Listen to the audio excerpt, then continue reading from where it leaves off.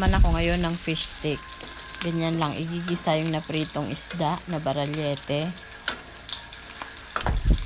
Tapos lalagyan ng toyo.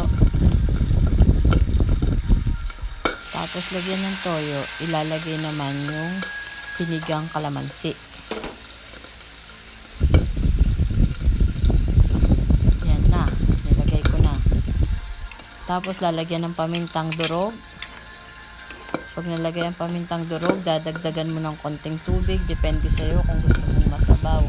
Pero kung ayaw mo naman, pwedeng ganyan na lang. Tapos, pag kumulo na yung tubig, yan, dinagdagan ko ng tubig kasi gusto ko masabaw. Lalagay na yung sariwang sibuyas. Pagkalagay niyan, takpan mo lang tapos patayin na ang apoy. Para hindi gaanong maluto yung